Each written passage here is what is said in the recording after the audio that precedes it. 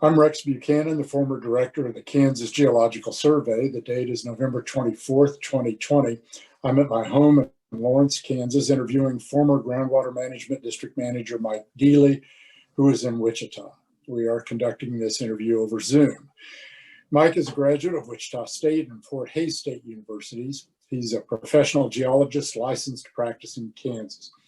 Mike began his career in groundwater management in 1979 as staff hydrologist for the Southwest Kansas Groundwater Management District No. 3 in Garden City.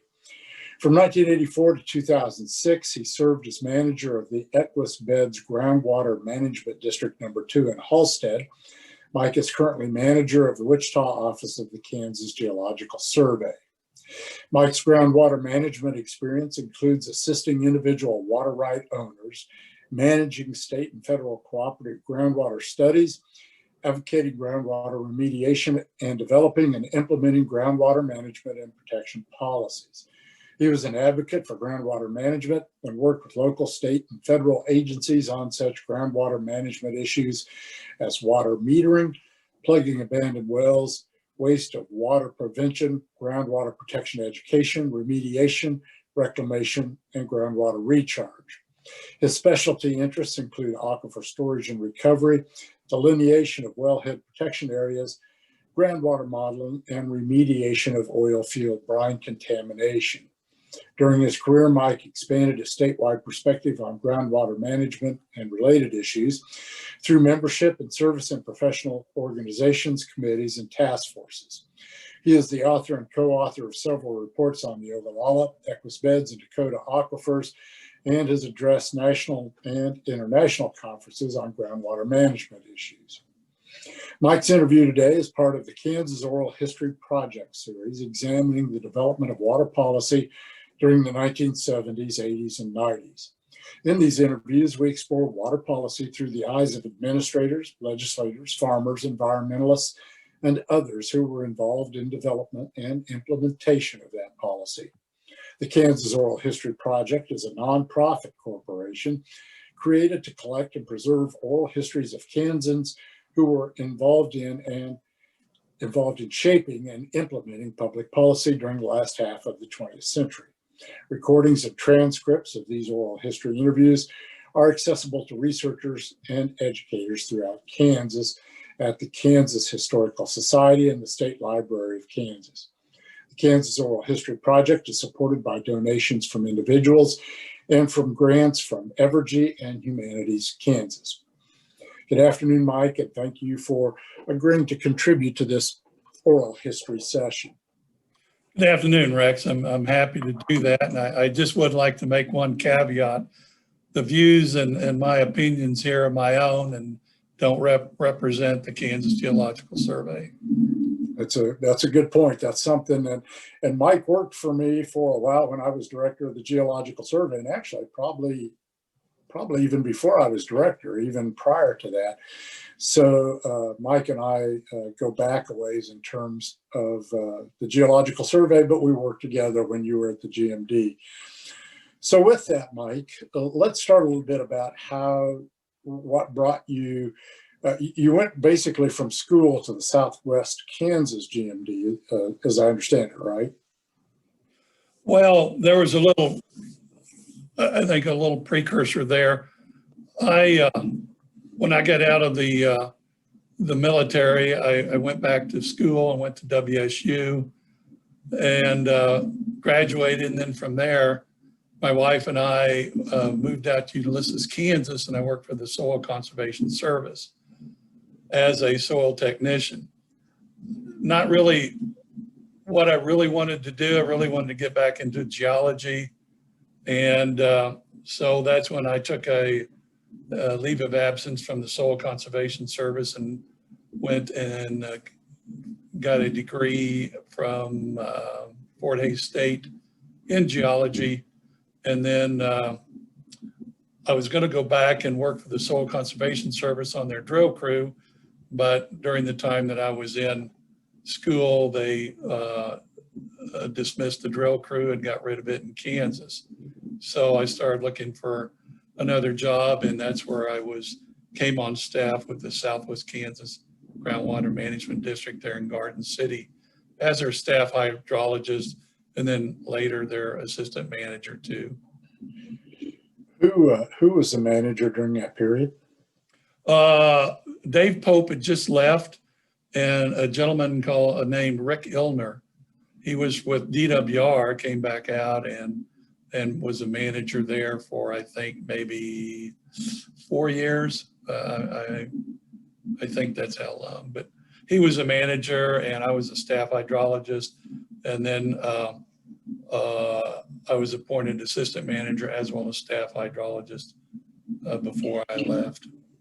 So you were there during the pretty early period of the GMD. So were you not the first manager of the Equisbeds GMD? No, that was Tom Bell. Sure. Okay. He was there for about, maybe a little less than 10 years. And I took over in '84 and was there till 2006. So I kind of had I was able to get a flavor of what was happening in Southwest Kansas and in Western Kansas, as well as come back in and work in South Central Kansas. So what compelled you to make that change at that point? Was it just the opportunity to be the head person at the GMD? Quite honestly, when I was working for the Southwest Kansas Groundwater Management District, I kind of saw the handwriting on the wall because groundwater development had outstripped groundwater recharge out there. And they were in a groundwater mining situation. Not all the district out there because it's a big district, but a lot of the district, Finney counties, Grant County, Stanton County, Gray County, and Finney County, if I didn't mention that, and Haskell County were all, the groundwater levels each year were just going down 3 to 5 foot a year, no matter how much rainfall they got out there. And to me, the handwriting was on the wall, plus their key management program to limit groundwater development was a groundwater mining type philosophy, in that they would allow 40% of the aquifer to be depleted in 25 years. And that's when I kind of said, I don't want to be part of this. I want to be where we can impact and have a management program that we're actually managing the aquifer and not just planned depletion. I was going to say planned depletion was the way that generally got referred to, and not just in southwestern Kansas, but in some respects, all three of those Ogallala-based GMDs, right? Yes, that's correct, right? Rex, you're absolutely right. The other thing that I saw out there was, and I don't know if you remember this, but it was a big deal for me and my career as a staff hydrologist, was we got involved in 2 lawsuits out there because we had denied permits to 2 irrigators out there, and they felt that we did not have the authority as a groundwater management district to prevent them from developing their land for irrigation. And so those 2 were in play when a 3rd irrigator in Finney County applied for water rights, and we denied his water rights, his applications for water rights, because the area he was drilling in or wanted to develop in was grossly over appropriated. And so after he got the staff decision and recommendation, he appealed to the board of directors, and the board of directors denied his appeal. And at that point, and I don't know how long afterwards, a local driller came in basically telling us that he had drilled 2 irrigation wells in that area for that farmer that we had denied his permit applications. And to make a long story short here, that case hit the courts in Finney County and then ultimately hit the Kansas Supreme Court. And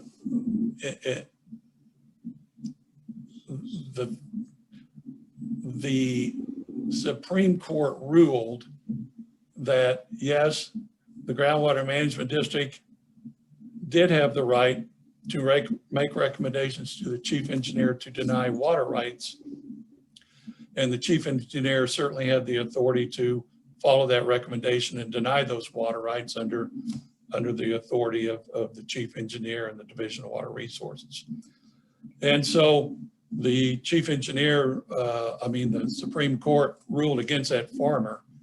And after that ruling came down, the other 2 lawsuits were dismissed and they evaporated. So to me, I was part of that case and those activities that really set the water right law into place in a black and white situation, because before then it was a gray area, and the water users were saying no, the district didn't have the right to deny them, the use of water on their property. After that ruling, it just cleared the way and the air was clear on, no, the groundwater management districts did have the right to manage the groundwater as long as they did it fairly and equitably and within their management program. But just to be clear, they ultimately were making that recommendation to the chief engineer. They weren't making that determination unilaterally, though, the GMDs. No. The management program gave them a right to develop a management program to manage their groundwaters within their boundaries. And they had a right to make recommendations if they had a adopted groundwater management program, which Groundwater Management District 3 did, and it was that planned depletion management program. But the wells that the irrigator wanted to drill and to develop his land in the sand hills over appropriated the planned depletion. And we made a recommendation to the chief engineer that those permits applications be denied. The chief engineer denied that. And then the applicant had the right to come back and have the board of directors look at that and overturn, if they would, staff's decision, and then make a recommendation back to the chief engineer, which they did, and which it was a denial, which then that pretty much ended those 2 applications. So you go from that Ogallala-based southwestern Kansas setting to the Equus beds, pretty different, both part of the High Plains Aquifer, but a pretty different geologic setting and different precipitation-wise, different kind of farming, pretty different location, right? Yeah, politically, socially, and economically, it was completely different. The thing I liked about it was the management program was a safe yield or sustainable management program, where the district board of directors basically adopted a program that said, we are not going to overdevelop this aquifer. We will allow development up to the recharge, the natural recharge of the aquifer. And so with that, we were able to move along to keep the aquifer from being overdeveloped. Now, there were a couple areas that got overdeveloped, and those basically were put into intensive groundwater use control areas. In fact, the first one established in the state was up around the city of McPherson. It was like a 36 square mile area that shut it into any further development. And this was back early on, I think in 1975, 76, in that range there. and that was in place when I took over, when I came in as manager. We went ahead and I think adopted maybe another area. Oh, actually what we did was go in and change the recharge rate for McPherson County. Instead of expanding the intensive control area, we reduced the recharge rate to what it actually was, which then reduced the withdrawal amounts in McPherson County. In some respects, the settings are different just simply because it's much more humid area, gets a lot more precipitation, and Wells are different.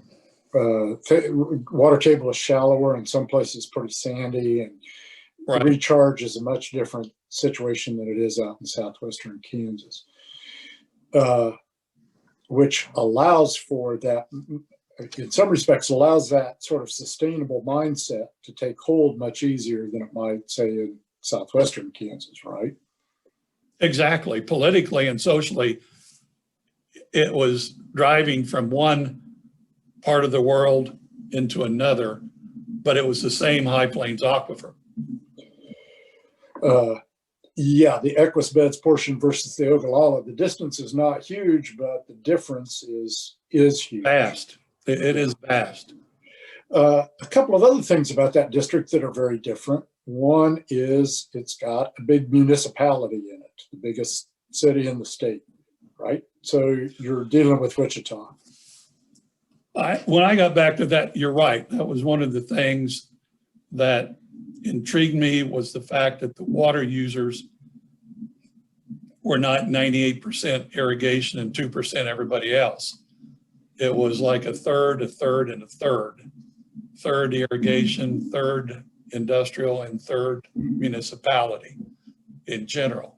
And I like that. And our board reflected that. Our board of directors, our 9-member board of directors reflected that, in that we had city, municipal representatives, industrial reps, and agriculture and reps on the board, which made it a very balanced board. I liked working with them. In some respects, was Wichita like the 600-pound gorilla in the room? You know, I never felt that. In fact, Rex, there was actually 4 cities that we dealt with there: City of Wichita, City of Newton, City of McPherson, and the City of Hutch. We expanded the district boundaries when I got back. When I took over as manager, we expanded them over into essentially the eastern half of Reno County, which took in the City of Hutchinson. So working with municipalities, they were, to me, very, very easy to work with. They had engineers that basically looked at numbers and they were very easy to, what I would say, discuss the numbers and the nuts and bolts of a policy, a proposed policy or proposed formula. But by the same token, during that time period, folks were always throughout the state were always concerned about Wichita, because Wichita is a big municipality. At times had water issues, and there were concerns throughout the state about where Wichita might go to satisfy its water needs.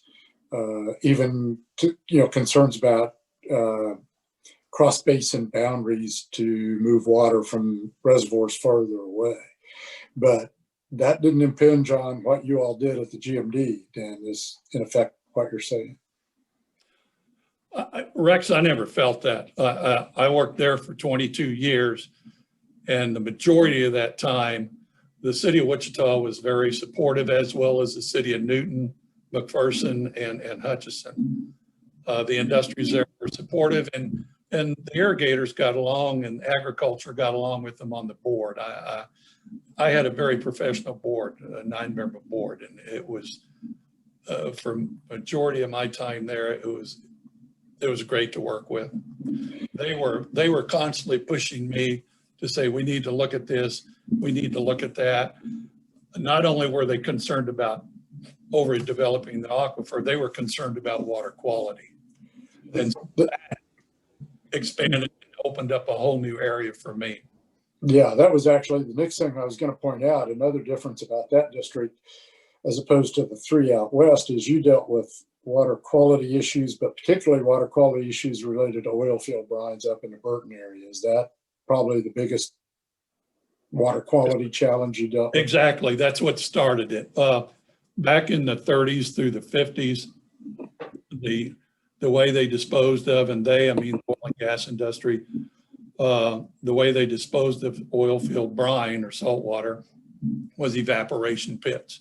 And if you go back and look at the old 30s, 40s, and 50 aerial photos in that area, it looked like areas had measles. There were so many pits up there.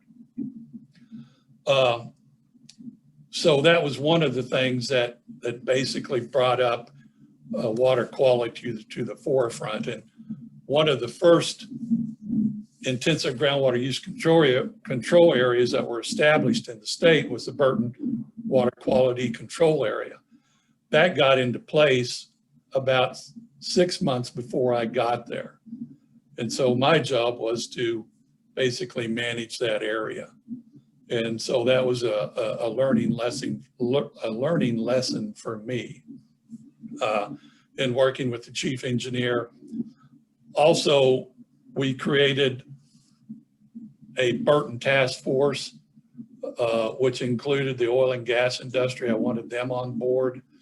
I wanted the water users on board, and also state agencies on board. And we would meet in Council Grove about every other month to go over, carrying out the corrective measures of the chief engineer who established the water quality control area there in Burton. So our task was to carry out those water quality, or carry out the corrective provisions that was established by the chief engineer.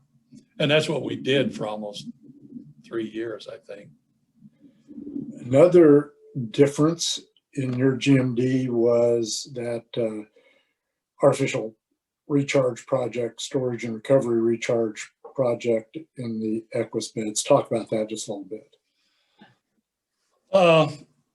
You were right in that the city of Wichita, as well as the other cities, were looking for future water supplies, because that's what they do. They want to make sure that the city populations have enough water into the future.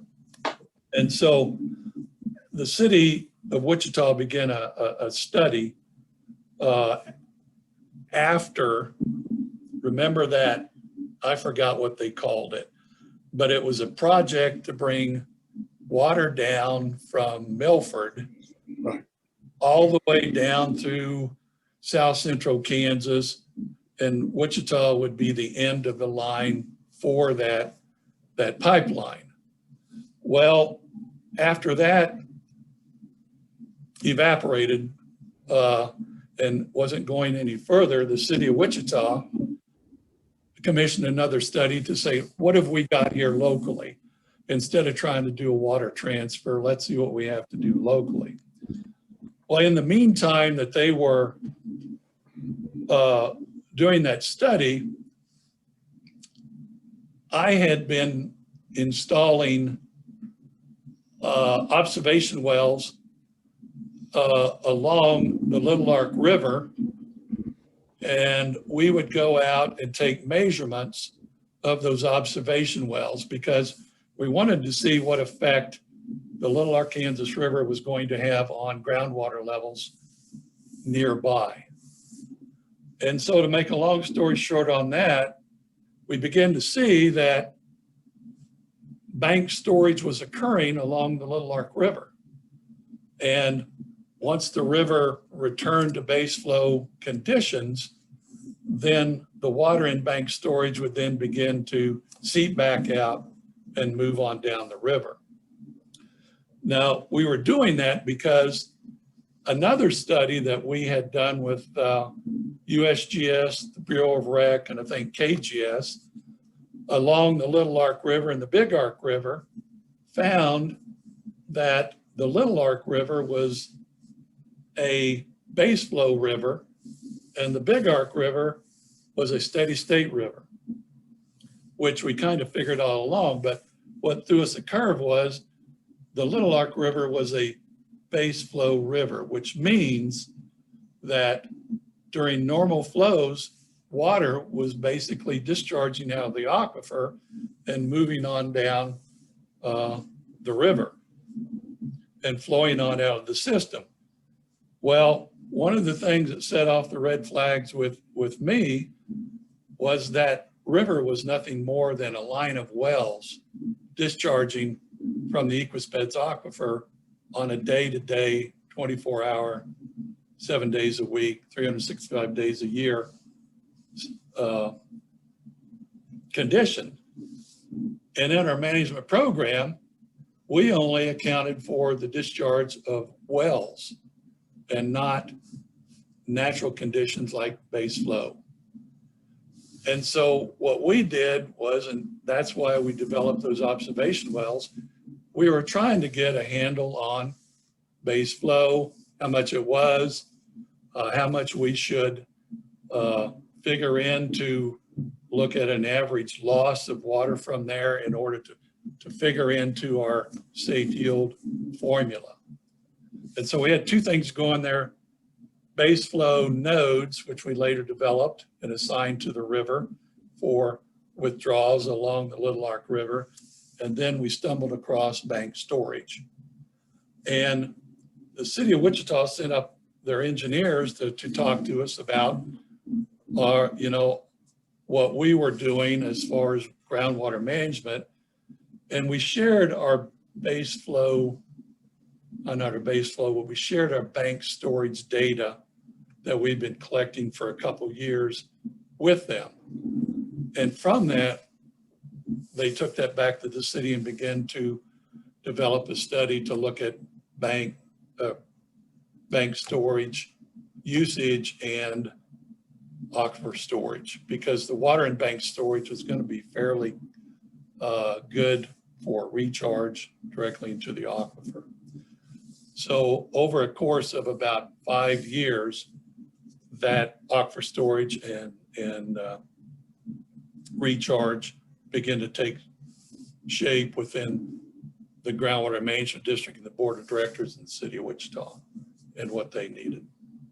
And so that project has been underway for quite a while, and by and large takes water out during high flow times and has been pretty successful, except when there isn't any high flow in the river. Is that a fair statement?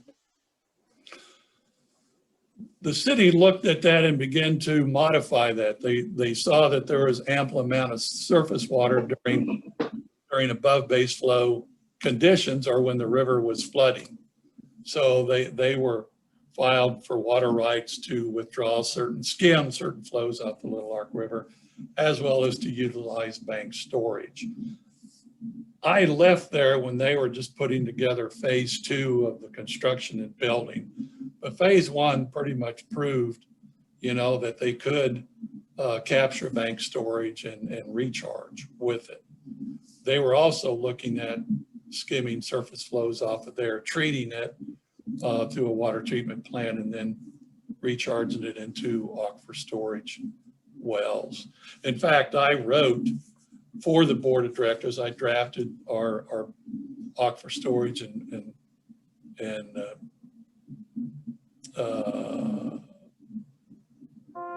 aquifer storage and bank storage recovery. Those went up to the chief engineer for adoption within Groundwater Management District number 2. And the next thing I know, they had taken about 75% of what the board had sent them as far as approved regulations for the district, and the chief engineer adopted most of those for the entire state. And that's where the state's aquifer storage and rules and regs and recharge came into effect. As things stand now, though, that's really the only one of those artificial recharge projects of scale that's taken place in Kansas, right?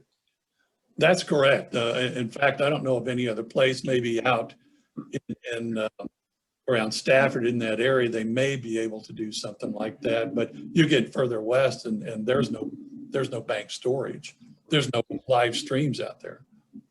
Yeah, there's currently conversation about a similar kind of augmentation program in that Big Bend Groundwater Management District to make up some of the water that's not going into Quivira the way that it's supposed to. Any other big differences between the Equisbeds district and those three western districts that I haven't touched on so far? The water quality aspect of it started out as oil field brine, but then basically it began to look at nitrate contamination. We looked at that around the city of Pretty Prairie and did a study cooperative study with KDHE, and found that nitrates from mostly ag fertilizer were causing the problems there, and more specifically from dryland farming, because in periods where there was drought there and they had already applied nitrogen and fertilizer to the soil and they didn't get rain, the crop wouldn't do well or else it would die out. Well, there was already fertilizer in the soil profile, but then next year they would come out and plant a crop and then fertilize it again, and you were loading up that very shallow zone above the water table, which may be at 5 to 10 feet with fertilizer, and it would go down into the groundwater and start causing problems for water users out there, specifically the city and domestic well owners. So we also looked at abandoned wells. When I took over out there when I was in Southwest Kansas Groundwater Management District number 3, we came across a irrigation well that had been abandoned, was within the Garden City limits, and it was just across the street from an apartment building. And it was like 16 inches in diameter. And from that, I got an education experience on how that well could be there and not be plugged out. Well, coming back to the Equisbeds, one of the concerns everybody had was abandoned wells not being properly plugged or rendered to an inactive status. So the board of directors adopted a abandoned well policy on either they have to plug it or render it inactive. And so we worked with KDHE and worked out a memorandum of understanding to take over that responsibility in the district, because the Department of Health and Environment had 2 people to cover the whole state to deal with abandoned wells. And so we, the board, decided to handle that on a localized basis. And so we would do our abandoned well inspections, send out notices to plug the well, and then keep KDHE informed on a monthly basis by sending them a monthly status report. So clearly a variety of issues going on in that district, a little bit of everything and very different from the other districts. I would also say that particularly in your time there, that your GMD dealt with issues of all of those issues in a more aggressive manner than the other GMDs. Is that a fair statement?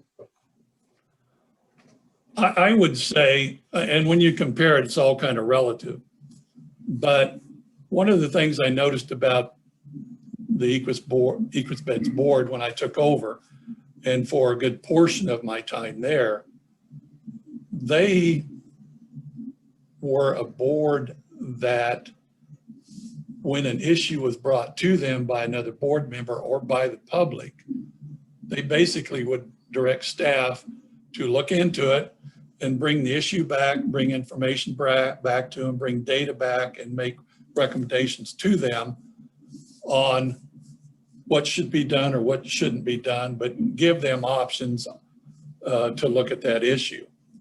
And that kept us hopping. I mean, I had the smallest district, but as manager, I had a hydrologist on board. We had a hydrotech on board, an administrative assistant to help us out. And we still were running back and forth. I mean, there just were a lot of things to look at in that district. And there was a lot of concern on groundwater protection and to prevent the aquifer from being overdeveloped.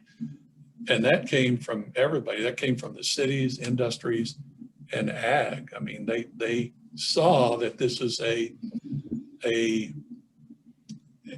it was the source of the well-being of South Central Kansas politically, socially, and economically, and they didn't want to screw it up.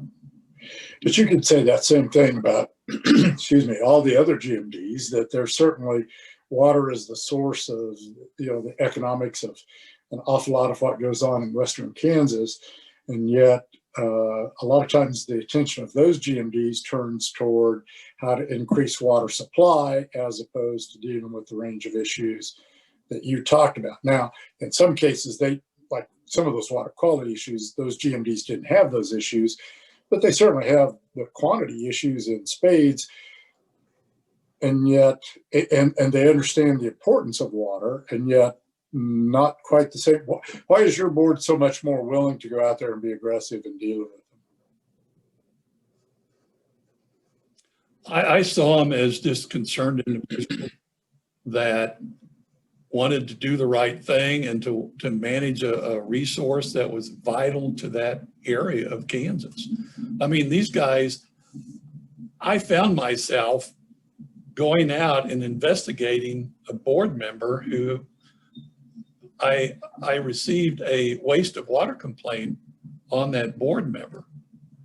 And I went out there and followed the board of directors policy on waste of water and conducted an investigation and found that it was a waste of water.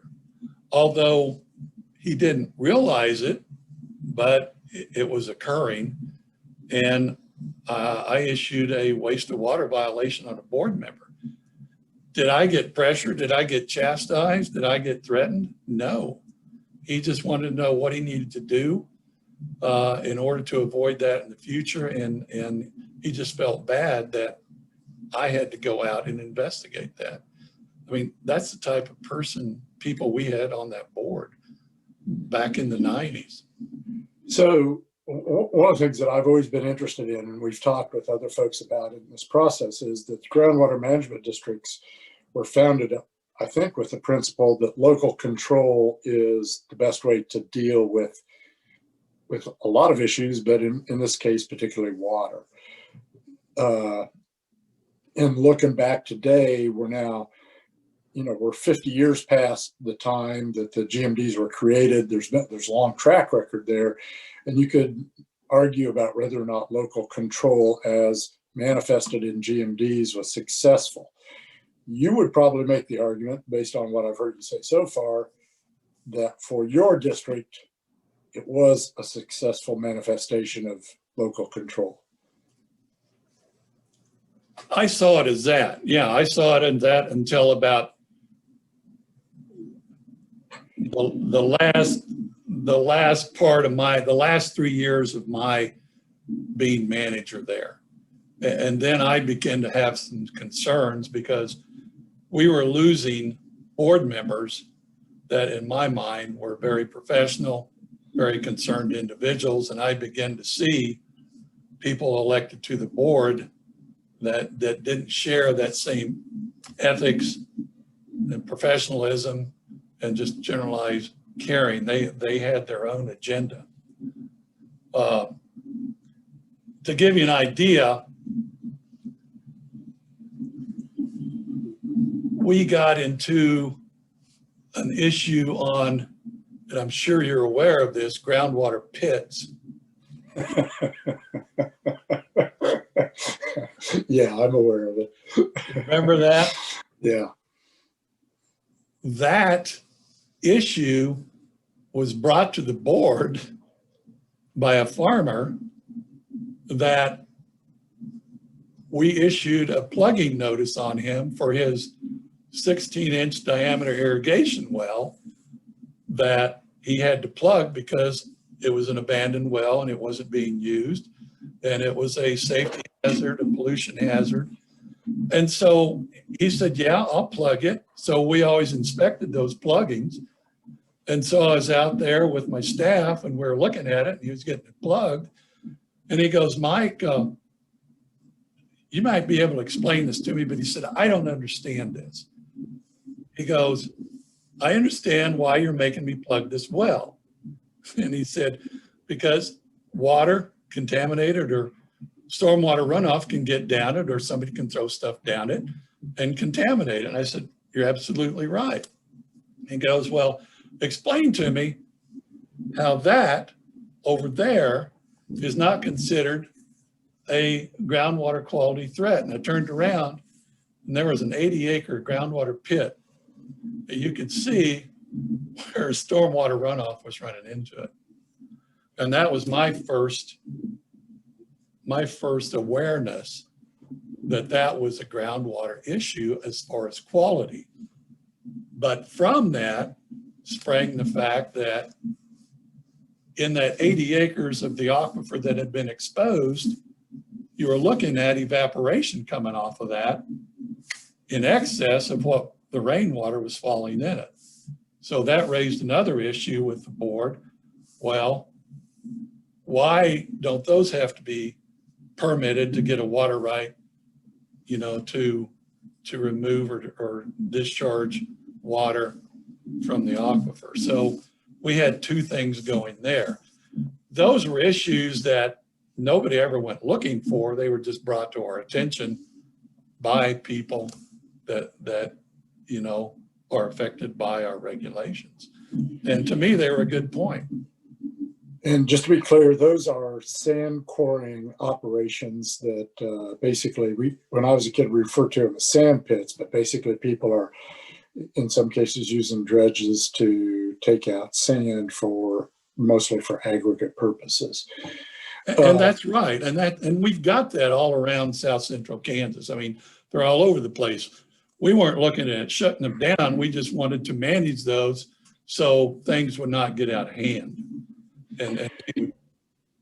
So is that change that you're talking about, is that a reflection of just the issues that you happen to be dealing with? Was it a change of larger political climate in the state and the country? I mean, what changes in that time period that you're talking about? In the last 3 years of my manager there, or the fact these issues began to develop? In that time frame when those issues develop, it sounds as if it's just a different environment. Is it different politically? And if it's different politically, why is it different politically? You know, I go back and think about that, and the only thing I can come up with is lobbying.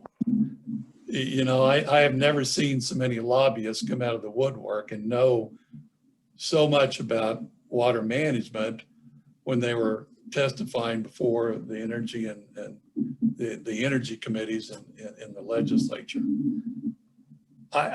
You know, in working with the oil and gas industry for all those years, I found them to be a very reasonable and intelligent group. If you brought a issue to them, such as oil field brine contamination, you could present the facts to them. They could take a look at it. They may modify some stuff, but overall, they were just a protective of groundwater, of the groundwater as my board was.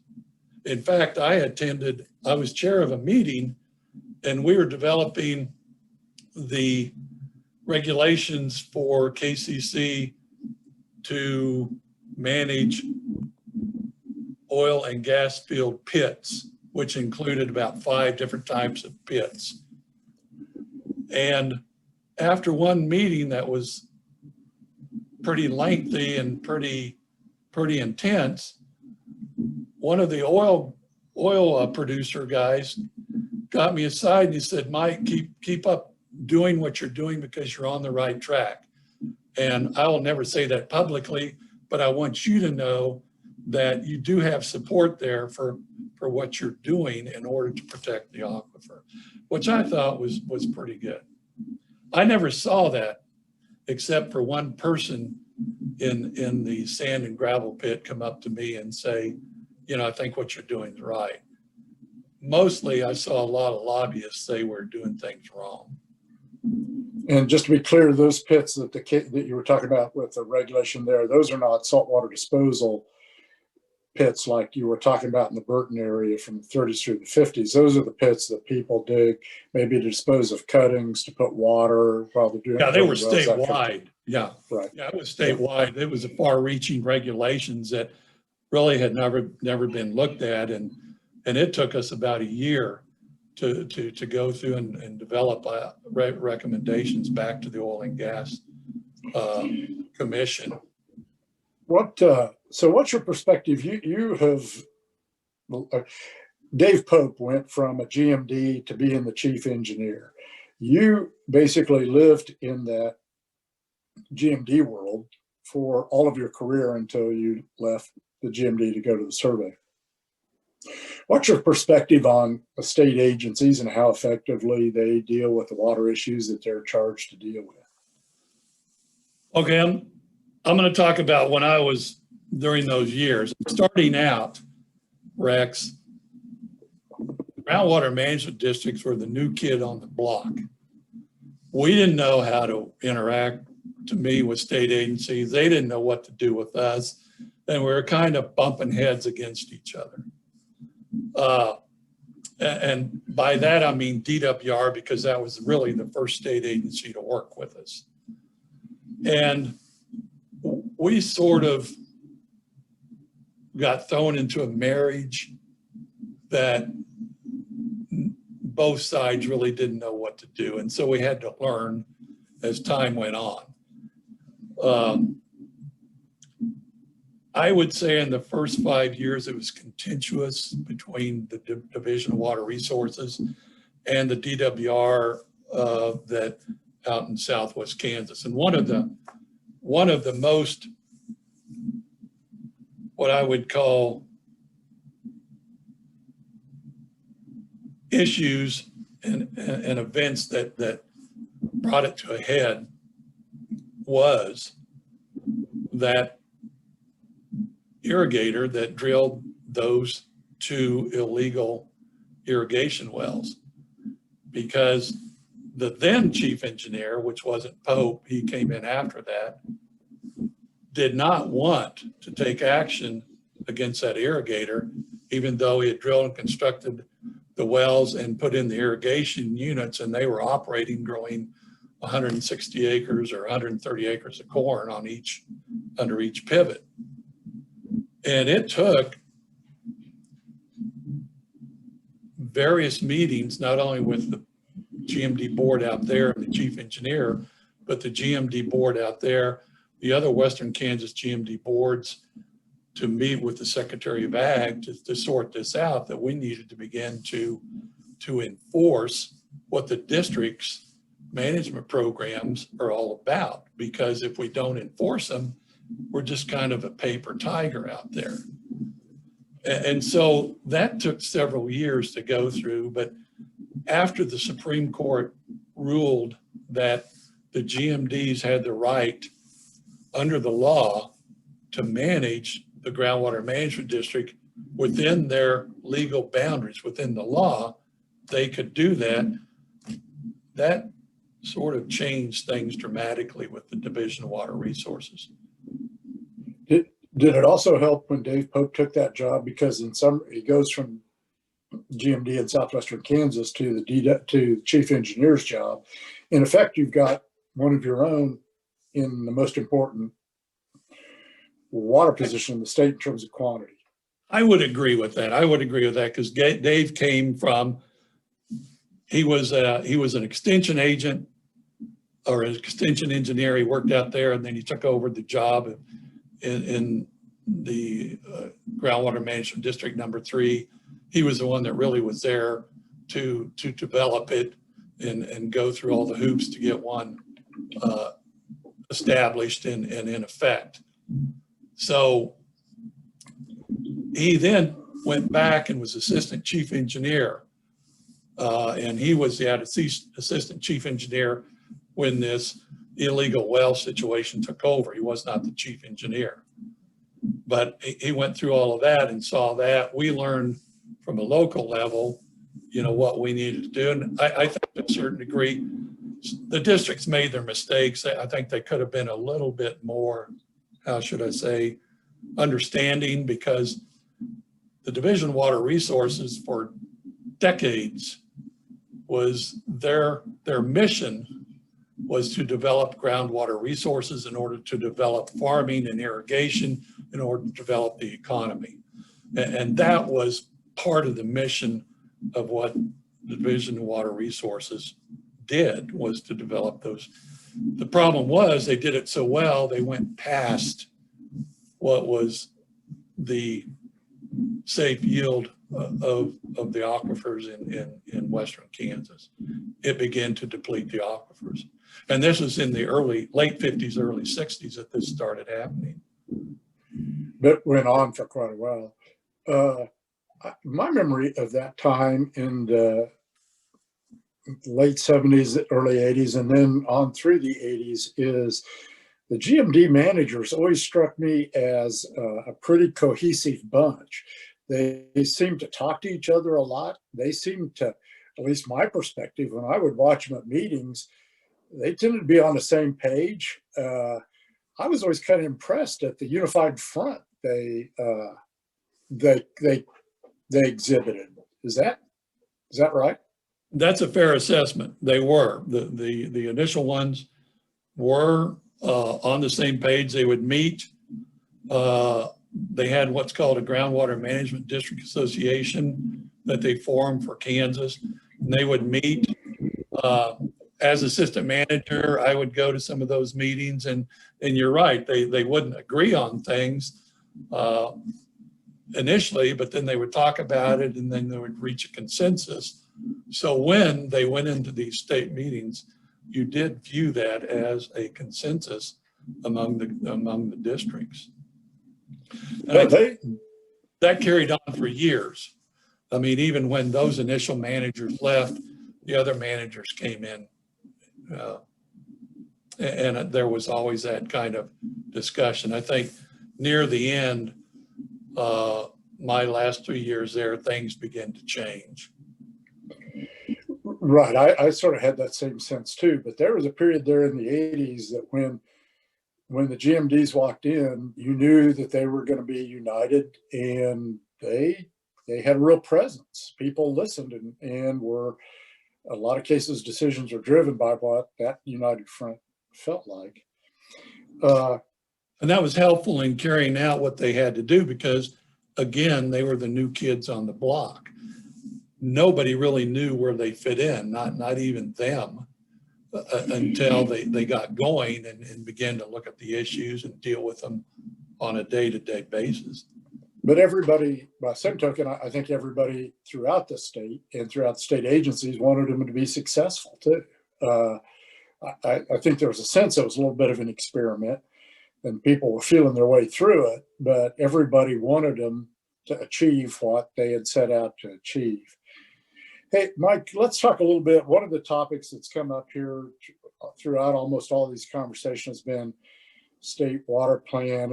And we've talked about DWR some. We've talked about some of the water quality issues that you faced. Haven't really talked about the water office or water planning issues so much. What's your perspective on how effective water planning has been for the state of Kansas? An awful lot of time and effort and money have been spent on it. Has it worked? Boy, that's a damned if you do, damned if you don't. I think there have been times, looking back, the water office was in charge of those initial recharge projects.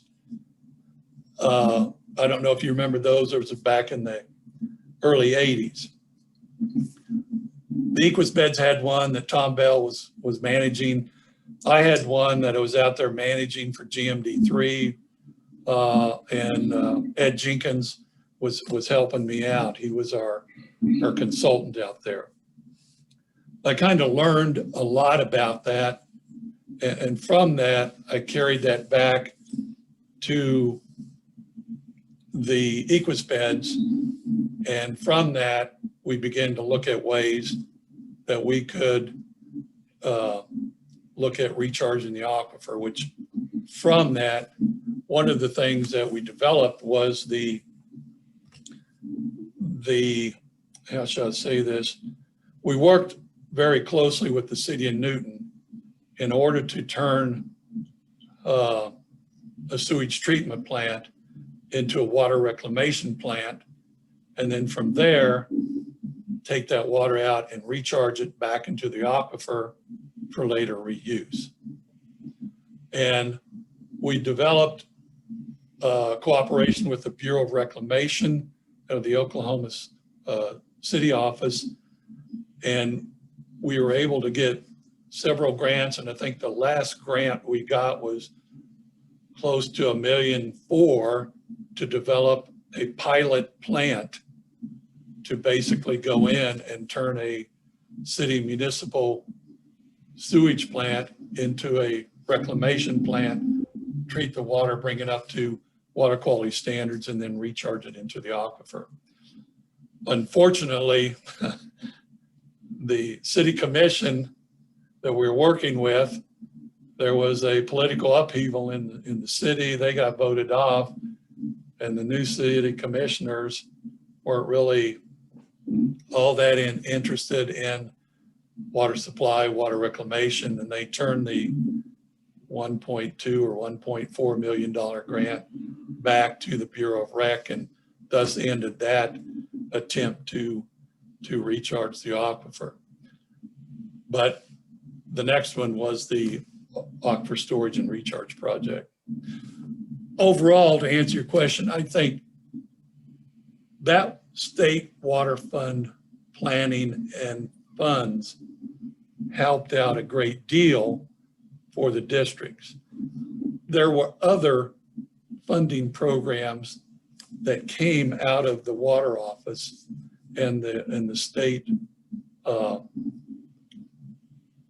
water planning system that helped the districts immensely in the early days and then later on.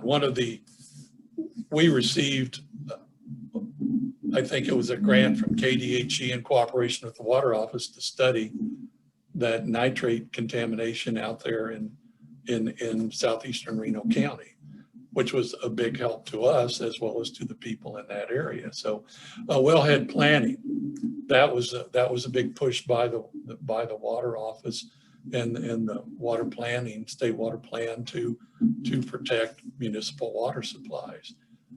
The efforts that the water office did to come up with what is a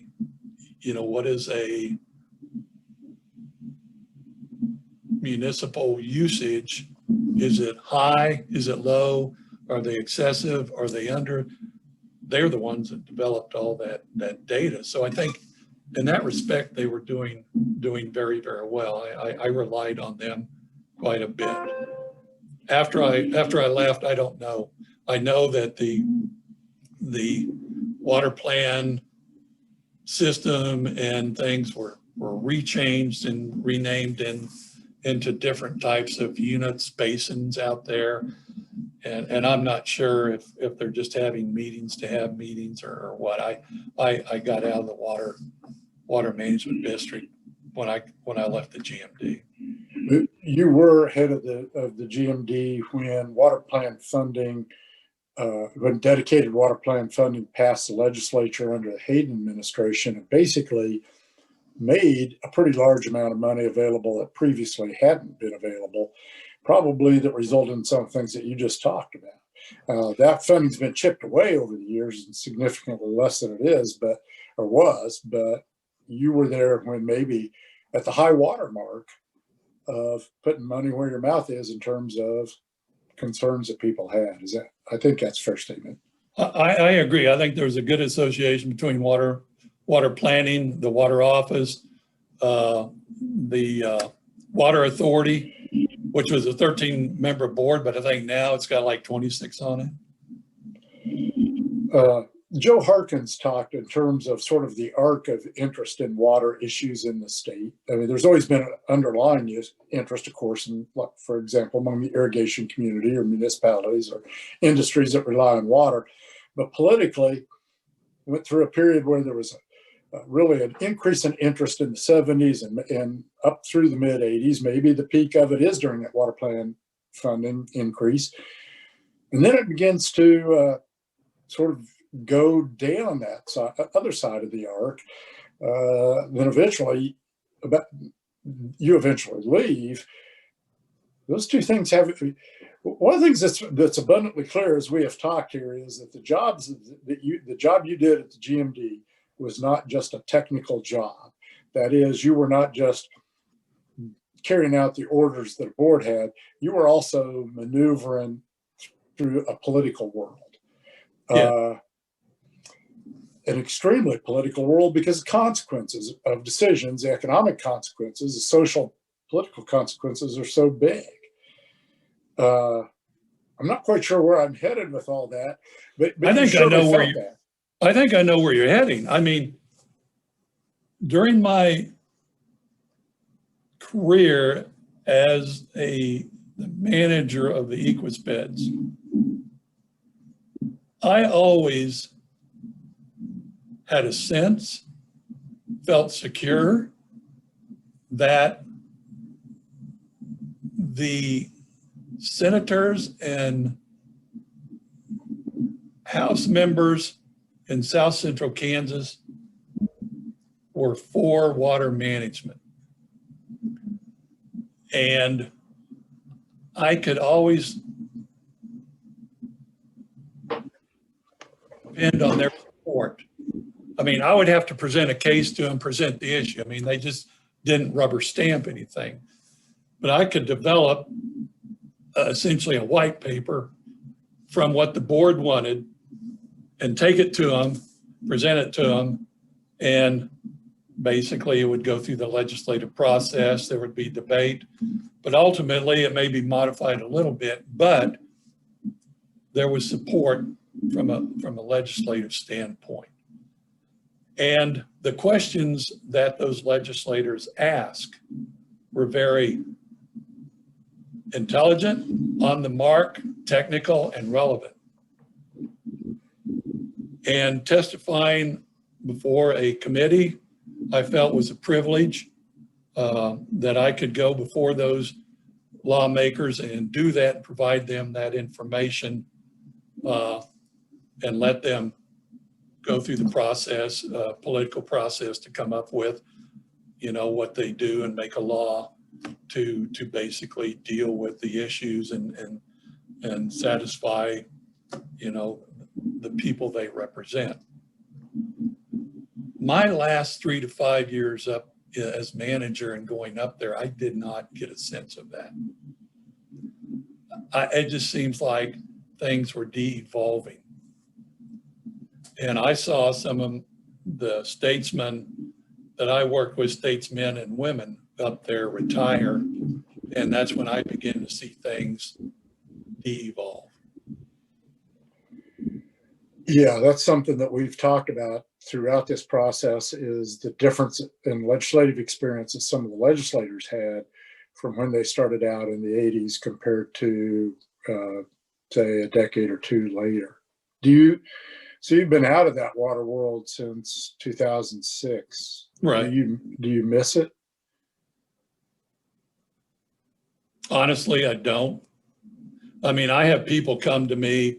I just about got subpoenaed to come to to give testimony. I said, I'm not going to. I do not want to. I'm out of the game. I spent a lot of my time and effort, you know, and energy to do what I did. And, you know, after a while, you just have to say it's time for somebody else to take over and do this.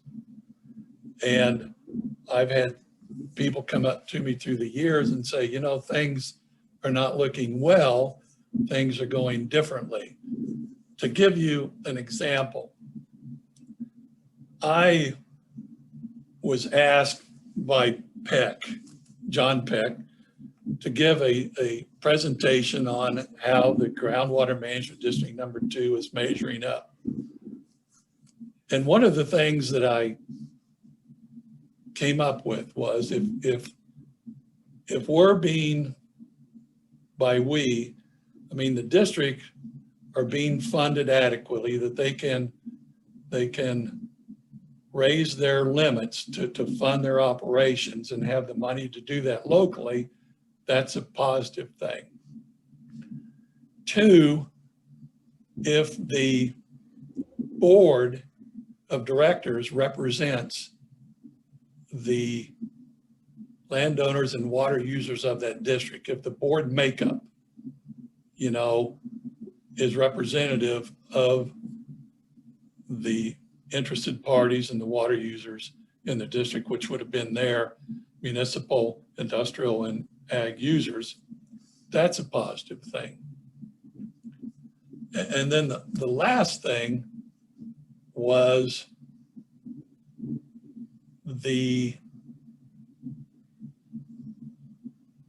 how a board is selected, or the election process. Is that fair and equitable? And those 3 things, basically, I always would go through and look each year that I was manager at the annual meeting to just kind of say, these things are okay or they're not okay. And for 19 of my 22 years there, I always came back with, yeah, everything's looking good for those 19 years. But my last 3 years there, I began to see that funding, we were not getting the ability to raise our caps on water use and funding. And it was a struggle. We finally did get a bill pushed through at the end. But then our board makeup began to change. We began to see municipality board members being voted off. And then lastly, the election process came into question. And so when I left and resigned as manager of the district, I did have concerns. My biggest concern was board representation. I felt that as time went on, you would begin to see one certain party, one certain interest begin to take over the board, and then you would have a sort of a monolithic board representation. And I think if you go look at the representation of the boards today, it would kind of concern you, you know, as a water user in the state, and also your knowledge and your experience with water. I think it would concern you, because it does concern me. In effect, over time, and I'm a little hesitant to use this phrase, but I guess I'll use it anyway, special interest groups figured out how to involve themselves in that system to get what they wanted, as opposed to maybe early on.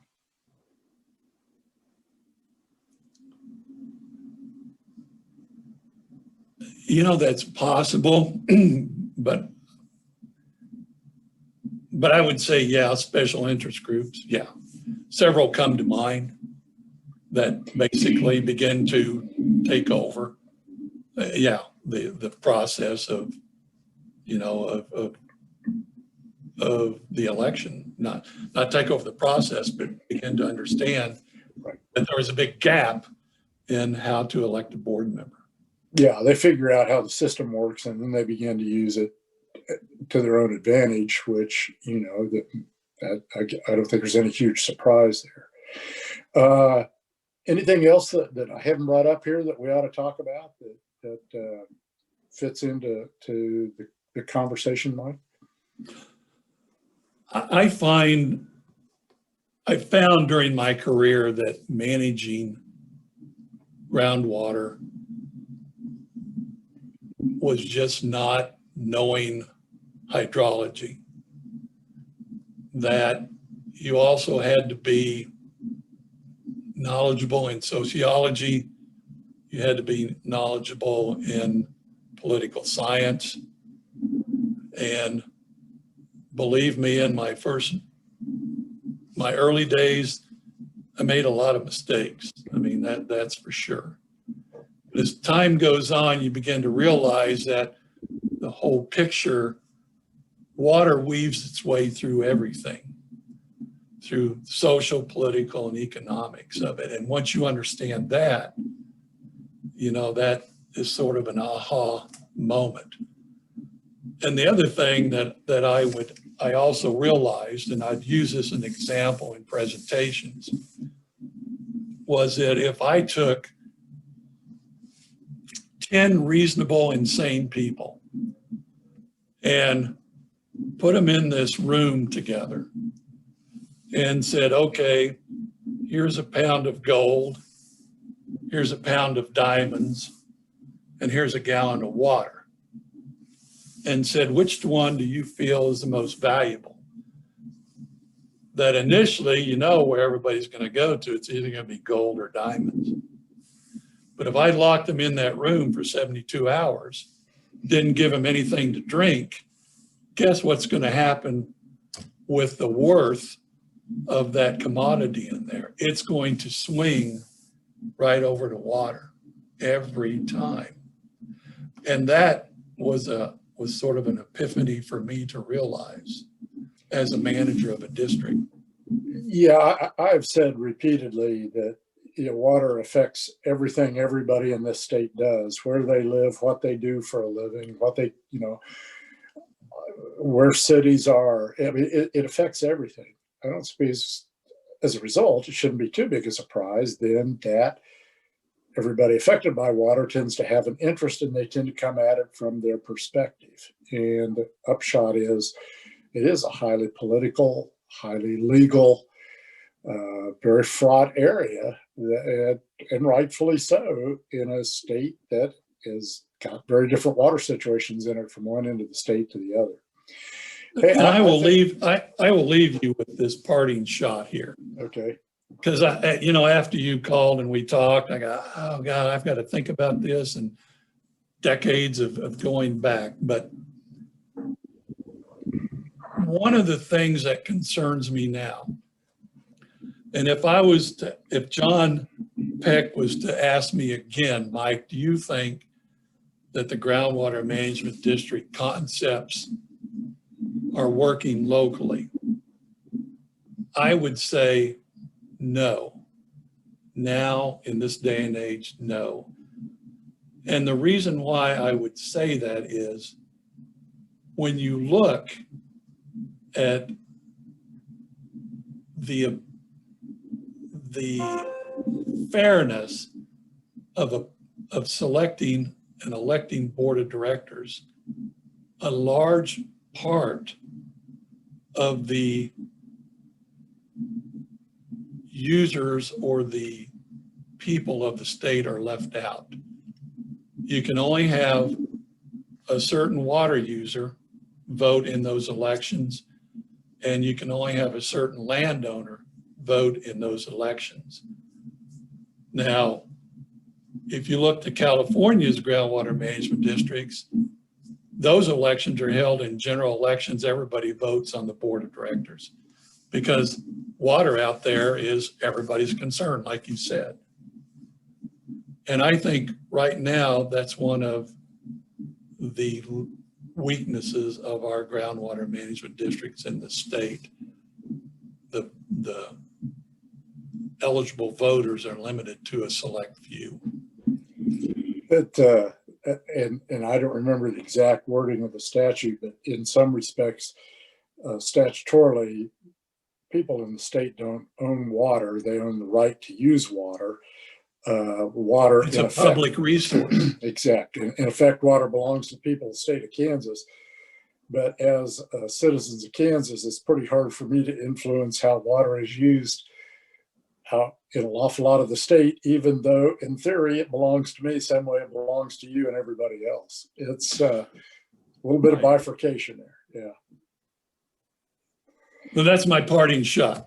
Okay. Well, I appreciate you taking the time to do this. It's been a good conversation, and I've enjoyed it. I think you've got a different perspective than from where you've been and sat over the years, and I appreciate your willingness to do this. So thank you very much, Mike. Well, thank you. And Mary, thank you. I appreciate it.